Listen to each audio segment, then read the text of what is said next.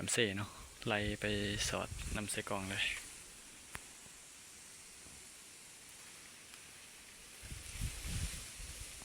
ด้านเทิงก็เป็นครัวเนาะ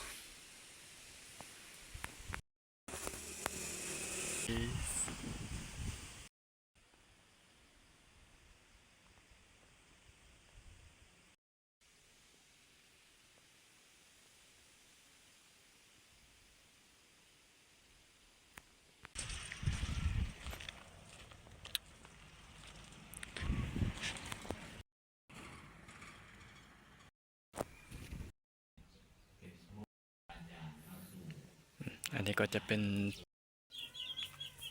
ชื่อนี่ก็จะเป็นบรรยากาศภายในหมู่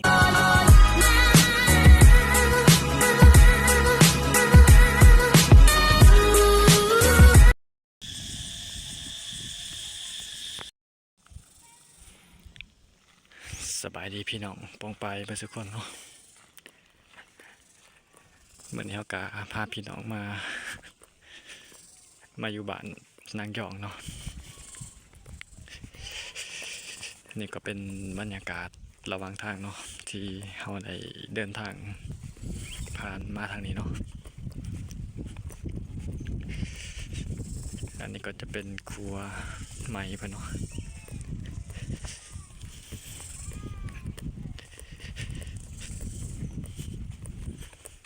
บรรยากาศกะห่อนโอเปล่าเนาะตอนนี้เนาะ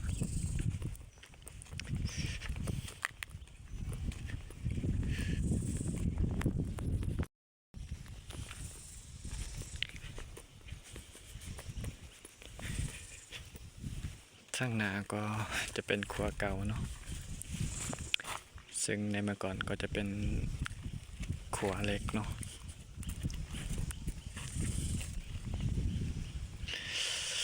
หลังจากเพื่อนเฮ็ดทางใหม่เนาะเพื่อนก็ใส่ครัวตัวนี้เป็นปกติแล้วเนาะ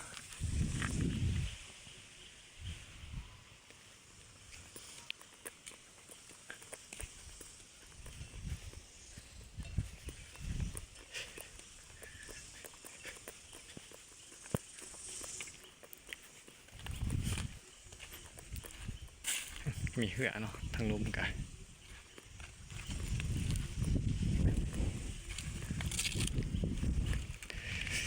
น่าจะเป็นวังสงวนนะพี่น้อง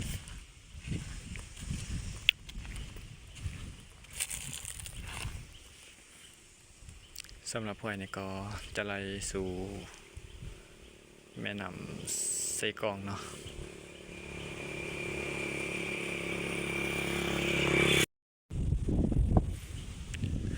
เดี๋ยวเราสิพา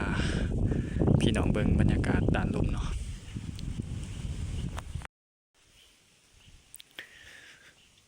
สำหรับเพื่อนสารทางนี้เนาะเพื่อนก็จะตั้งแบบห่างๆกันเนาะ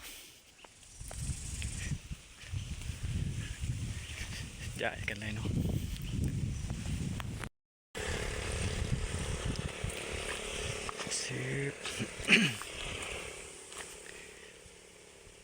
นี่ก็จะเป็นป่าเนาะหาป่าในวังสงวนเนาะ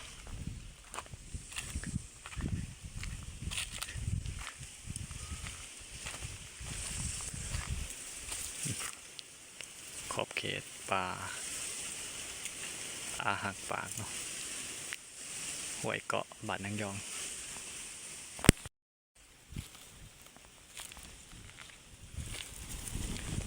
ชื่อ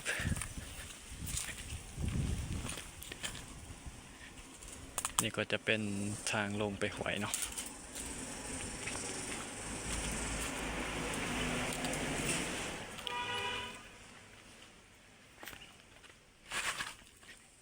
ชื่อยิ่งใหญ่อลังการเนาะ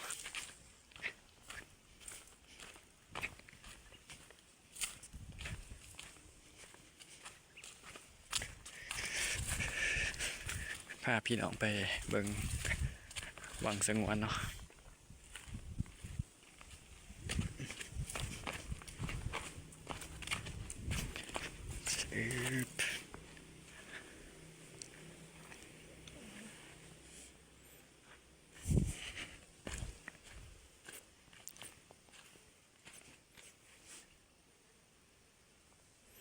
ส่วนนี้ก็เป็นหนาแหลงเนาะน้ำก็จะขาดวังเนี่ยถ้าเป็นหนาฝนเนี่ยน้ำก็จะขึ้นสูงเนาะ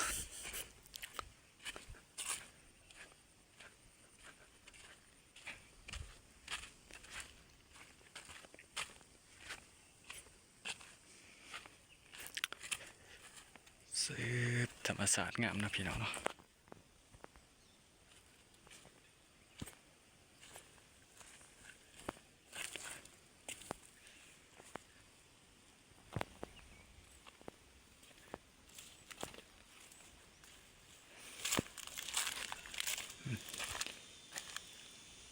ต้นไม้นี่ก็เห็นแต่หากเลย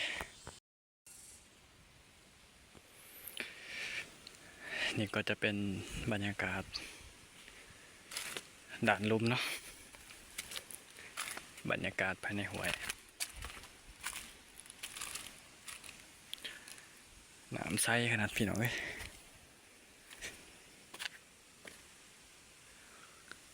สำหรับแม่น้ำนี่ก็จะไปสอดแม่น้ำเสเนาะไล่ไปสอดน้ำเสกองเลย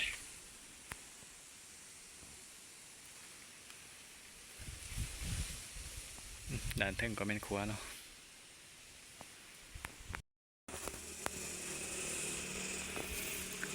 สบาย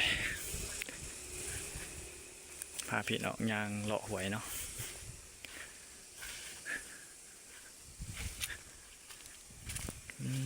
แม่น้ำนี่ก็ใสเลยเนาะ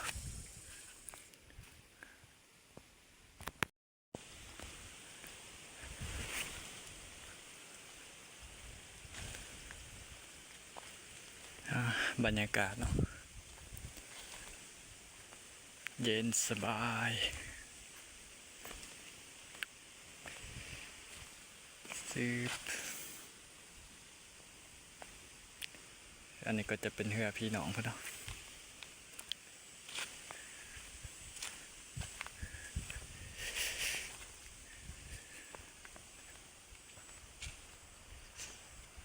ทางหน้าก็จะเป็นแม่น้ำเสกองนะพี่น้อง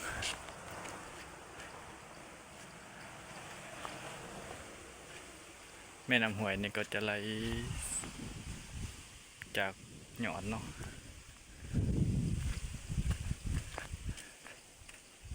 ซึบแล้วก็มาสุดอยู่แม่น้ำเสกองเนี่ยเนาะ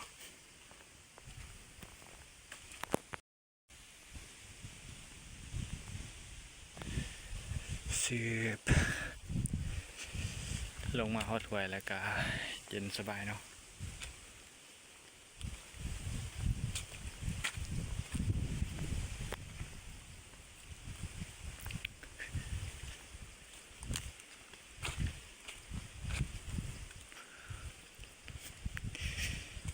อันนี้ก็จะเป็นเรือเนาะที่เพิ่นใส่ในการ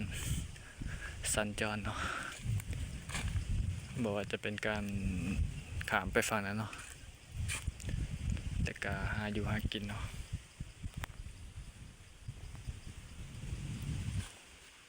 ชื่อบรรยากาศเย็นเนาะอยู่ไก่หวยเนี่ย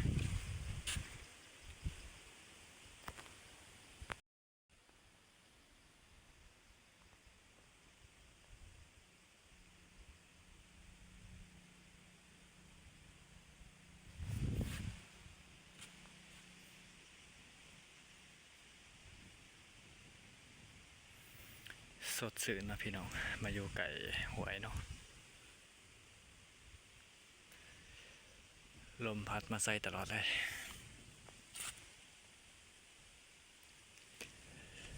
สบายเดี๋ยว55พี่น้องมาเลาะบ้านเนาะไปเบิ่งการใช้ชีวิตของข้าเจ้าเนาะไปเบิ่งเฮือนเบิ่งศาลเพิ่นเนาะ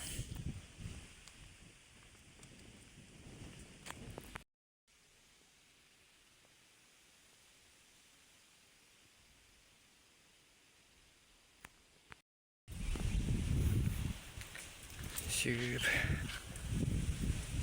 มาอยู่กลางลุ่มกาบรรยากาศเย็นสบายนะพี่น้อง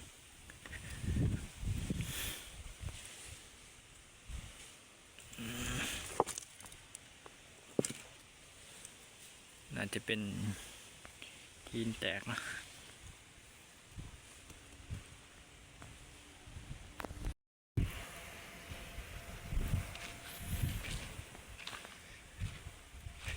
เบื้องนี้ก็น่าจะเป็นครัวเก่าเนาะ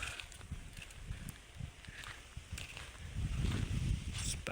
เดี๋ยวพาเลาะบ้านเนาะ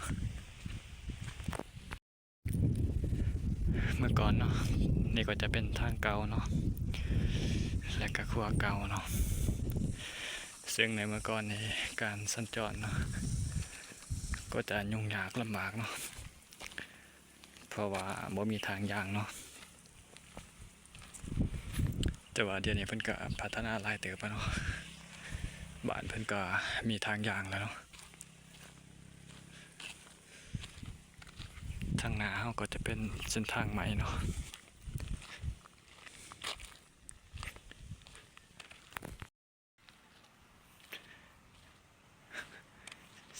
นี่ก็จะเป็น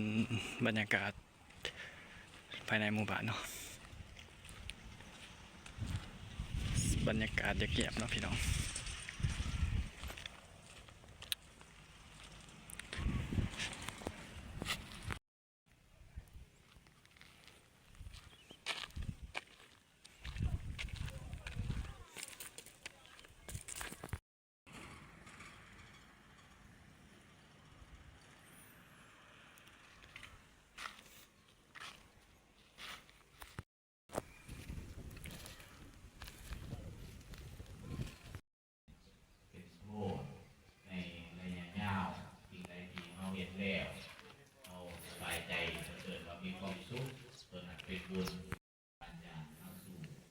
อันนี้ก็จะเป็นจานดาวเทียมเนาะ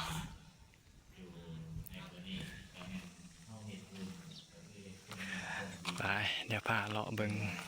ด่านเทิงเนาะ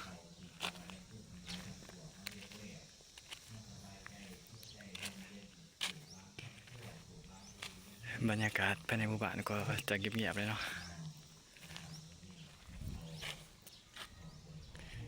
บ้านนี้ก็จะตั้งอยู่เทิงภูเนาะ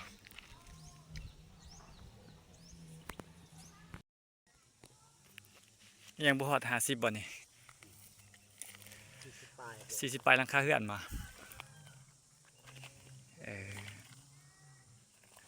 อันนี้จักอีสังนี่เพิ่นเฮ็ดสังจักนี่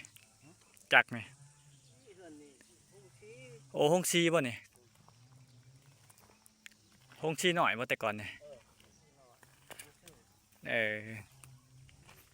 ยังใส่ได้อยู่บ่นี่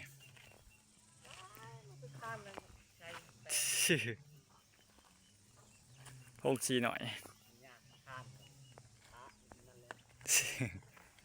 แป้งก็เบิดหลายเลยเนาะ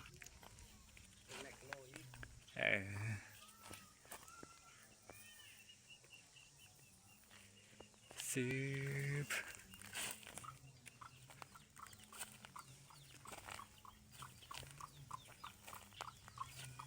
โอ้ยามนี่คันบ่ใส่น้ำลายนี่ก็บ่ปงดอกเนาะนี่การเครื่องนี่ก็นี่ช่างบักสิดาช่างมันตาย แม่นแล้วมันขาดน้ำ บักมีเบื่ออยู่ดินแบบนี้มันห่อนแห้งเนาะซื้อมีน้ำบาดาลบ่หรือว่าน้ำห้วยใส่ซุมื้อน้ำบาดาลนี่มันบ่มีทางแรกโอ้พืชนี่หลายเนาะซับสิไตเนาะเดือนหนึงนี่กลุ่มเลยเนาะกลัวบ่จักเนาะเล่าเขาตะวันนี้เนาะเฮ็ดหน้าบ่เฮ็ดไทยเนาะ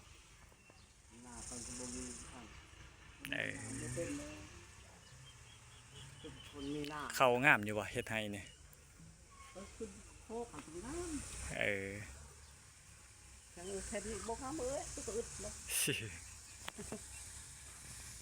พอได้กินเนาะ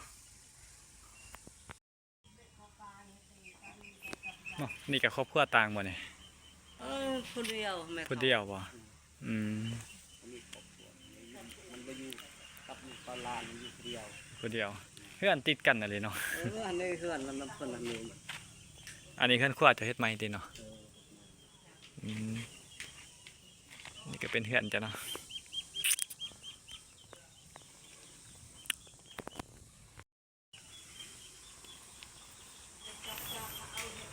ครับชิสูบทุกมือบ่กอกเนี่ยชิสูบทุกมือวะก็สิหอมเนาะ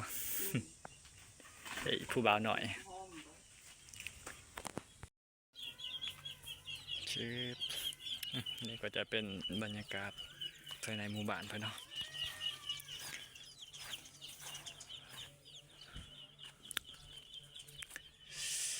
เพิ่นมาตั้งบ้านนี่ก็แห้งแล้งเนาะพี่น้อง